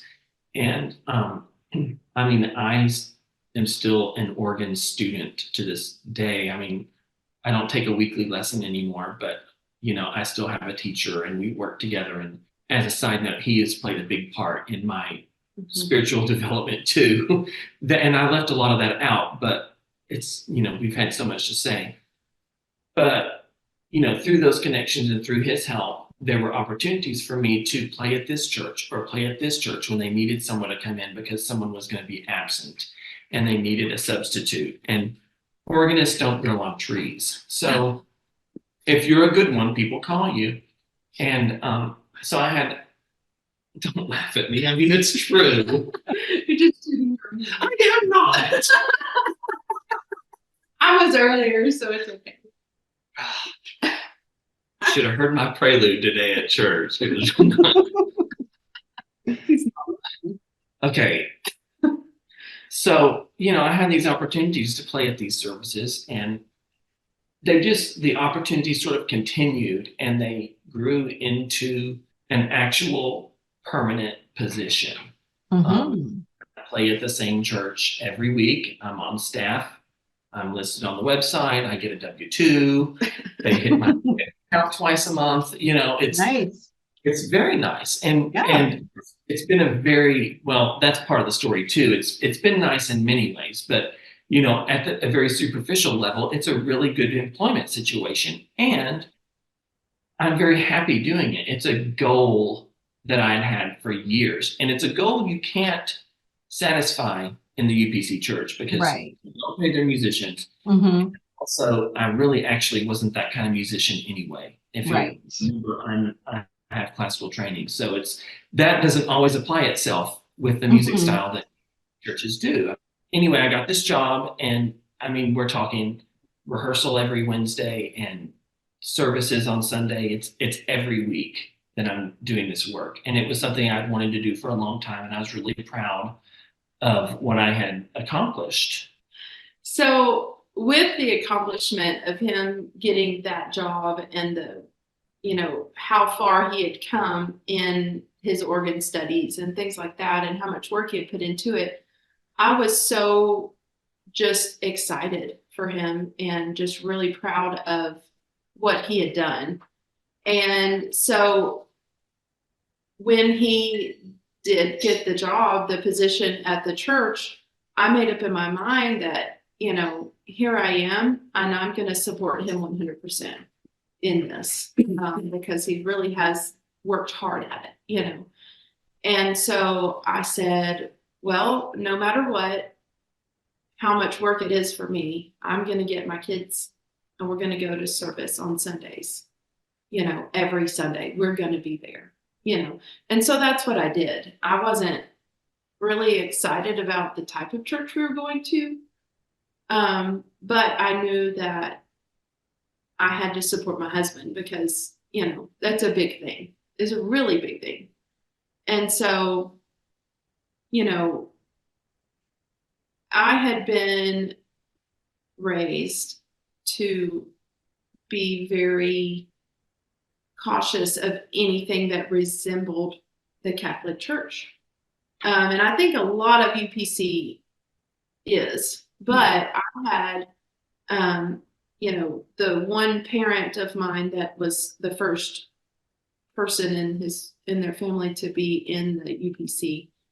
The rest of the family was Catholic. So, it's very, very cautious and very, stay away, don't get anywhere near that because, the tendency for that to be an easier place to go, is very real.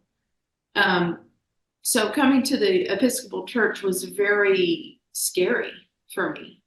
Part of that is because I didn't realize that it was Christian rather than Catholic, which is not alienate any Catholic. No, not at all. But I was just really terrified based on the way I'd grown up, that anything that even resembled that was not just wrong, it was very bad.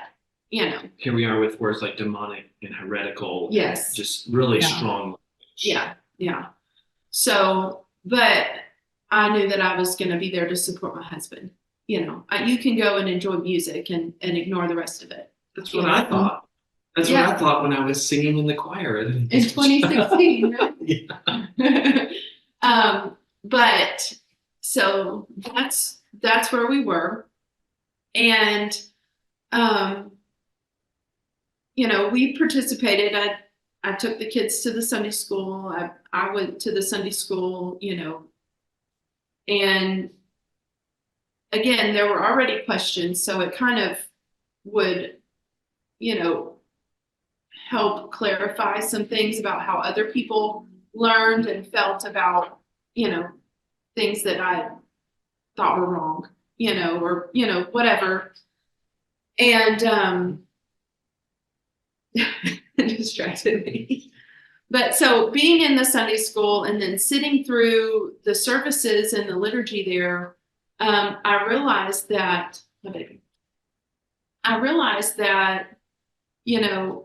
there's something that I haven't been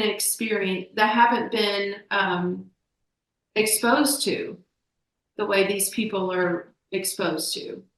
What is it? And then during the Eucharist or the communion liturgy, it's grace. Grace. And it just almost hit me like a Mack truck. Yeah. Like in this quiet, calm, very reverent part of a service, just grace just came out of nowhere and just hit me. And I didn't know anything about grace, really. I mean, other than what I could do to get forgiveness for what I did wrong, but all of a sudden it was like grace just came out of nowhere. And that is the time where I decided that I wanted to start participating in the service more. But it was just a big eye opener as far as where I stood. I still looked Pentecostal. I still didn't wear jewelry. I still hadn't cut my hair. I still wore the long sleeves and the skirts past my knees and all of this. So it wasn't me being rebellious or trying to change, because I hadn't gone to church for 2 years and I still looked this way. Still thought that was the only way to go to heaven. And then all of a sudden I'm smacked in the face with grace, and it just took me back, like, wow. And so that's when the wheels started just turning, and just really started thinking about, well, what about this? Well, if I didn't know about grace, then what else did I not know about? If I didn't know about grace, then something's wrong with everything that I've known. That was my house of cards that just, Yeah, well, grace is so central to understanding the actual gospel. And then I think once you realize that, the rest of the stuff is so unimportant that you'll get to it when you get to it, kind of thing. Like that's the centerpiece. Yeah, for sure. And that's sort of what you did. You got to it when you got to it. Yeah, the rest of it. Yeah. It's the low-hanging fruit. Yeah. Yeah. But grace was, I don't know. It's just so big, just so big. Well, it's the beauty of the gospel. That's it. That's what it is. So I feel like that's the day that I really understood God and what he did for us, So I wasn't ready to change anything about the way I looked. Again, I was scared of how my family would react. Yeah, that's not that I was afraid of what they would say to me or what they would, disown me or anything like that. It wasn't, but I knew what it would do to them as far as their feelings and emotions. And so I didn't really push against things suddenly. I don't feel like I did, but other people thought I did. That is. Well, when people are really uncomfortable with you making any changes, I don't know if it matters how long you wait. It still just feels like such an extreme thing to them that it hits hard. Well, and they see something happening suddenly, but they don't see all of the internal struggle that happened leading up to. Yeah, there's nothing sudden about a few years worth of considering things. Yeah. So anyway, going to the Sunday schools and the services and learning about all of these things that I didn't know, Trinity, I learned about that. I had always thought that people who believed in the Trinity, like everybody else in the UPC, anyone who believes in the Trinity believes in three gods. Well, that's absolutely not true at all. But, there's so many things. And also the way that I've, brought out some of these scriptures that I've been taught mean one thing. Well, they don't.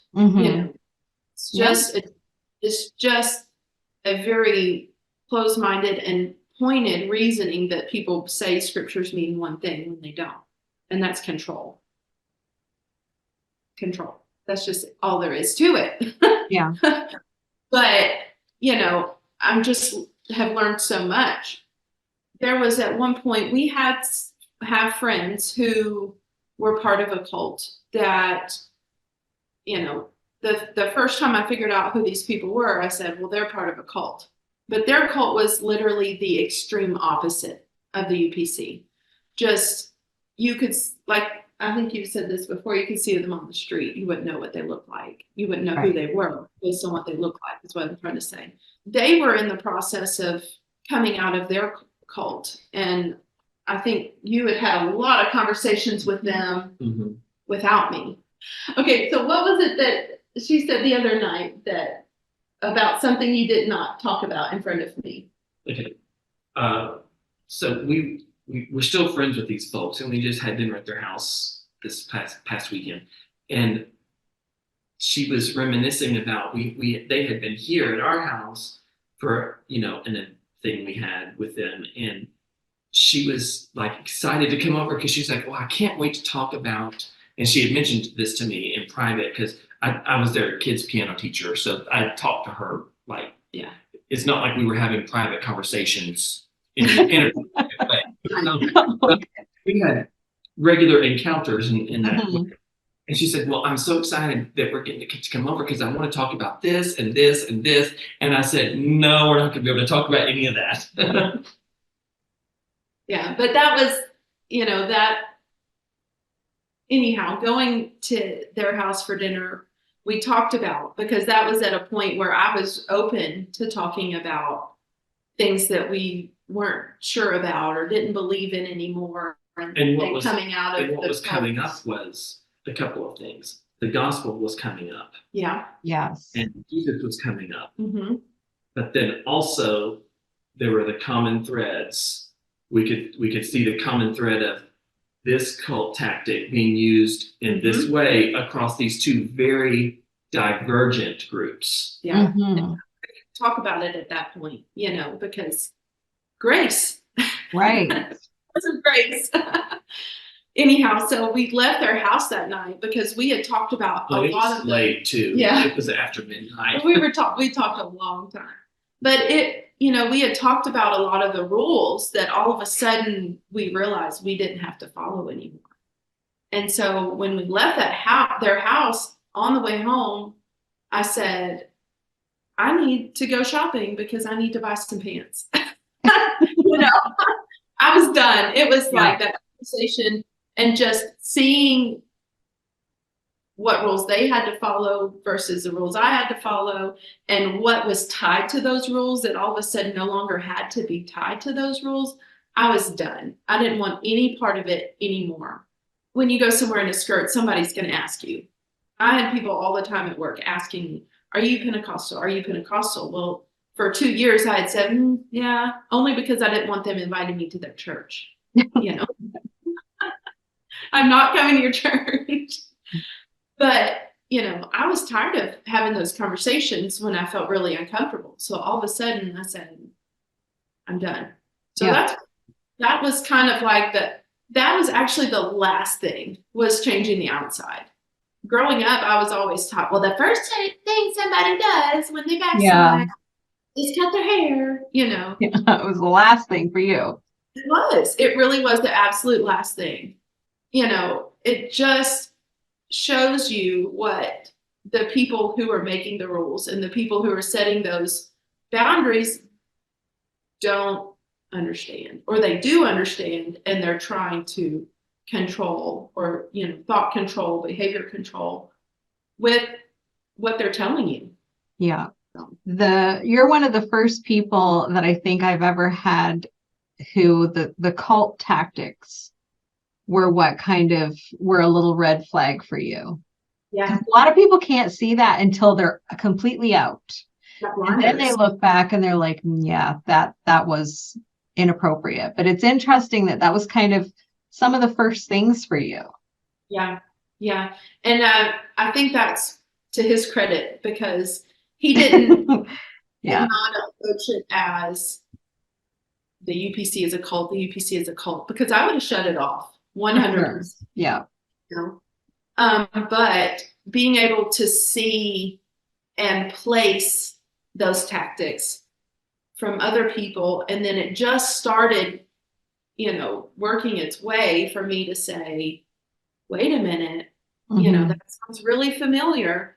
But to be honest, I had not gone to church for 2 years. So I feel like maybe if those conversations had happened when I had been going to church every Sunday, that it may not have landed where it did. To be having honest, the ability to just kind of step back and gain a different perspective and not be bombarded with it constantly. That's probably a big part of it too, which is what I think COVID did for a lot of UPCers, which is why I was hearing from so many people during the pandemic who were leaving or asking questions. It gave them the space to kind of think. And I think that's how the resources that are available now for people trying to make an exit are so abundant compared to the way they were when I exited, because I was having to search far and wide for all that time, and finally was able to make connections with the groups that we're part of, with personally and others, but that was not super easy to do. And now there are so many more resources out there. And I think that is because, COVID forced people into exactly this situation, where that searching began, and then the resources have followed. Yeah, because I know this channel, I started this channel in 2019, the summer of 2019, and then COVID happened the next, pardon? Right when I was getting ready to exit. And then COVID happened the following spring. And so it was I had just kind of gotten things rolling here. So, of course, now that you guys have left and you're both on the same page, I'm sure that has been a blessing to your marriage. But I will ask you guys, because it's always hard when one person leaves and the other person stays. I mean, there's all kinds of stories of pastors making trouble, pastors saying, well, your husband's, he's not your person anymore. I'm the head of your household now, basically. I've heard from people who pastors have like intentionally split couples up and they've gotten divorced. It blows my mind. I can't even imagine. I would think the whole goal would be to keep a family intact, but it's not always the case. So there will inevitably be people watching where one person has left or is in the process of leaving and questioning, and the other person is firmly and solidly planted in the movement. What advice? Do you guys have any advice for those people? I mean, you guys have made it through. You're still happily married. You still love each other. Nobody has strangled anybody.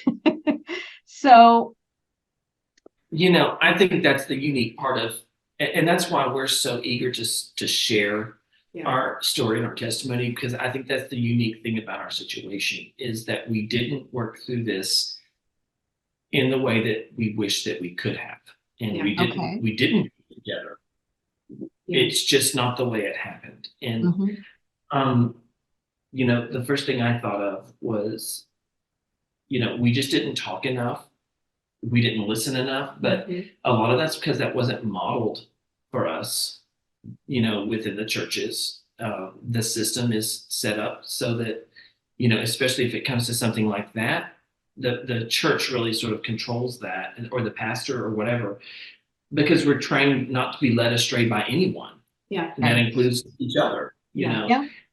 And so your loyalty is to the church. Right. Number Absolutely. one. 100%. And so again, like with the amount of fear that I've lived with my whole life, I mean, it just, transitioned from one type of fear to another, and ended up, being the fear and not being able to talk about it.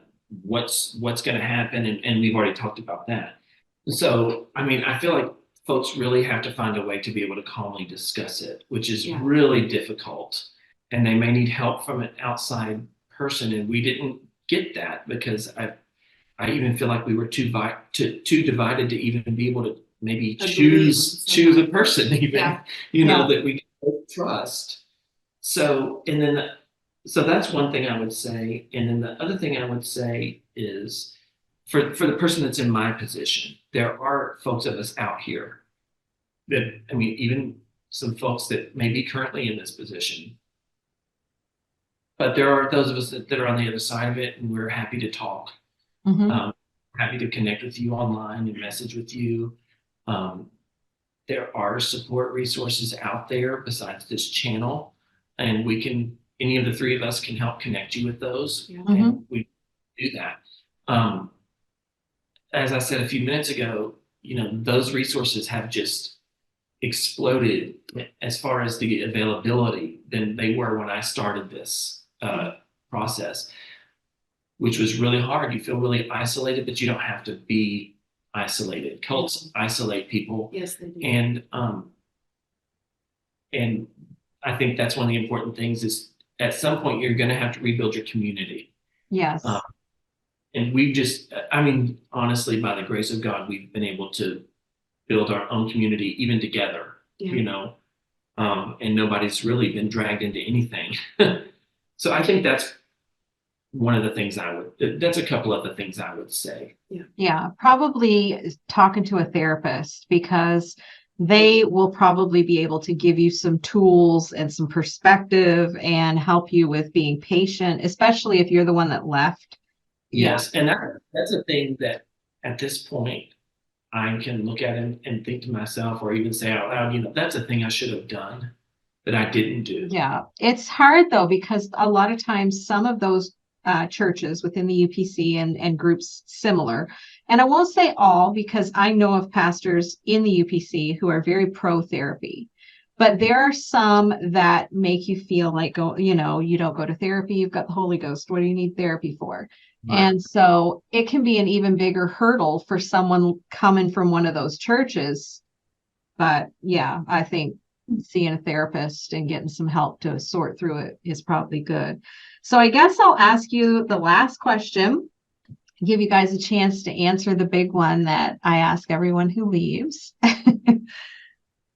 Are you bitter? Oh, I thought you were going to answer first. You know. So I have always been the type of person that is forgiving, first of all. You know, I'm always one of the first to forgive.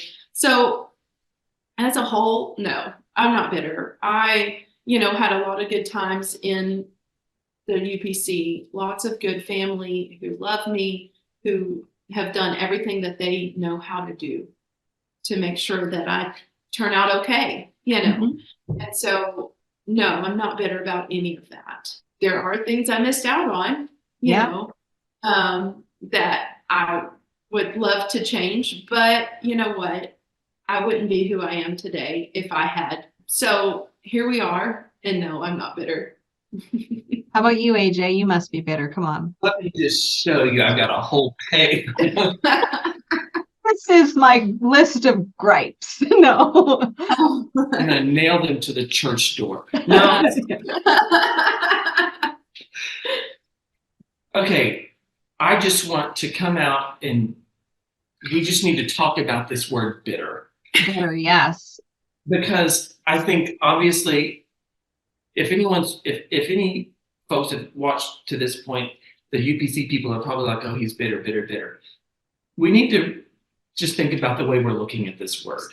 Mm-hmm. And being bitter is a legitimate emotion, a legitimate response after you've come out of a high control group that has cost you so many years of your life and had such long-reaching consequences. Yeah, it is.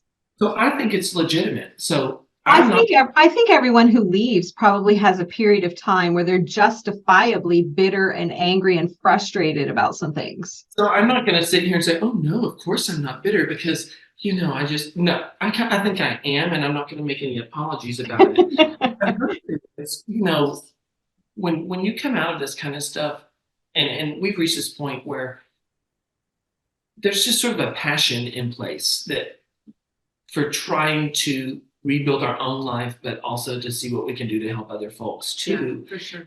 And what that requires us to do is do what we're doing right now, and that's to offer criticism and really call out these organizations that are putting people in these positions. So if they want to say that that's bitterness, that's fine. I just think that it's the legitimate emotional response to what we've been through throughout our lives. But I think it would be fair to say, we can get a lot of things back. We're doing great with, we've got a house that's a work in progress. It's going to be a great It's house. a nice house. And it's going to be great. And our situation is really good. Our relationship is really good. We've been able to build a happy life. Mm-hmm. But we cannot have our time back.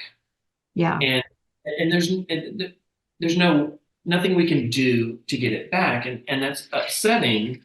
And for a lot of folks, it affects them in different ways and in different layers. For me, I have a layer that maybe some other people have been affected in this way, but it affected me professionally in a long-term way. Because ever since I was in college, I had the desire to study organ and become an actual organist, not an amateur that's sitting at the Hammond at the UPC church playing whatever it is they're playing. That was not my desire. I wanted to do real study. Well, in order to do that, you have to have access to an instrument. Yeah. And in order to do that, you have to be connected with a church that has one. Yeah. Which is all these other churches. Dead churches. Yes, the dead churches have it. And also, what's your employment prospect if you go through all this training? Mm-hmm. If you play on Sunday morning at this UPC church that's going to give you a $25 Olive Garden gift card at Christmas to thank you for your service. You're doing better than some. That's a very true. So, I mean, so what I did was I just delayed that. And I just said, you know what, I might as well forget about that. And I occupied my time by doing all this other stuff. And finally, just really got real with myself about it and said, no, I'm going back. I'm going to return to piano study seriously. And I'm going to, pursue organ study. And this is what I'm going to do. Well, this has been delayed by 12 or 15 years Yeah. of my professional life that has been affected by this. And basically at age 38, well, I mean, it's been a year and a half now. So say age 30, whatever that is. Is your math broken for the night? I'm just thinking about how many months it is to my birthday. But in my later 30s, I'm finally at the beginning of the church music portion of my career. Mm-hmm. I think I'm probably a little bit bitter about that. Yes. Yeah, well, that's understandable. So, but really, I mean, I think a lot of good has come from the other aspects of it. Like I said, we've built a happy life, and our kids are in a good place. They like going to church. They like, talking. They like participating. They like serving their church. They like doing Christian things at home. And that was just not going to be the case otherwise. And so I think that's the good that has come. So I think this is an interesting point that I kind of want to touch on as we kind of close this interview out. And we had talked about this when we last chatted as well. You were mentioning how beautiful your life has become, how, this has really presented your marriage with a huge obstacle, and you guys made it through. You're stronger for it. Your kids are doing well. Your careers are both in better places than they've ever been. AJ, you have this opportunity to minister and to, excel in your passion for music. Often when UPC, and not just UPC, high control groups are talking about the people who leave, they roll out these gory stories of these poor, pathetic souls who left and their life was great and they left and then the whole thing fell apart. And then here's this mess of a person, and it leaves people on the inside terrified. If I leave, my whole life will be shipwrecked. I'll lose everything. And that has not happened. It's not happened for you. It's not happened for me.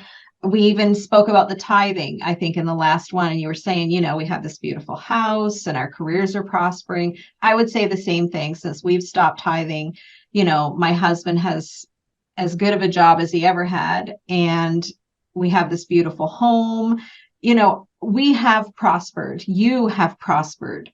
And so I think it's important for people to understand that these stories you hear that are full of fear are not the reality. And the reality is, if you look around your local high control church, there are people in your church who are getting sick. There are people in your church whose kids are taking wrong paths. There are marriages in your church that are falling apart. Life is messy, and it happens to everybody, and it happens to people in high control churches too.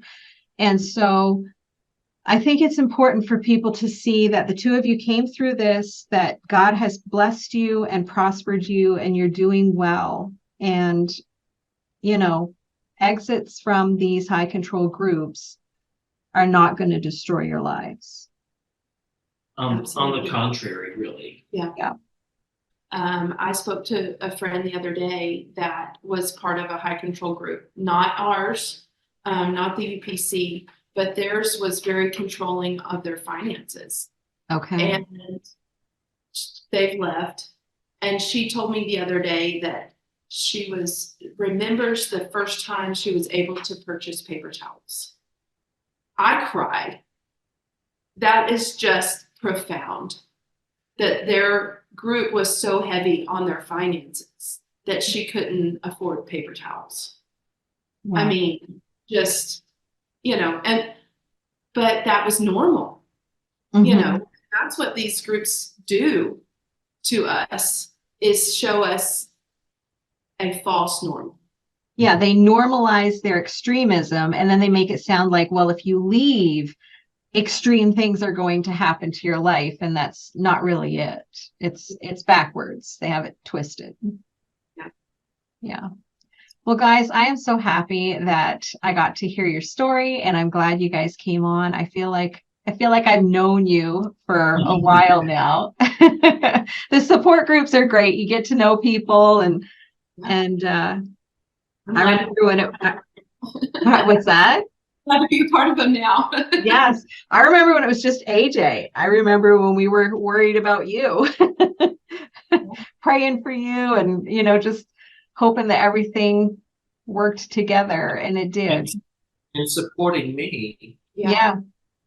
And that's again, I encourage people to reach out to people that can support you, whether it's us or people that you may have in your own circle, because that's something we have to have. Yeah, absolutely. Yeah, this is hard.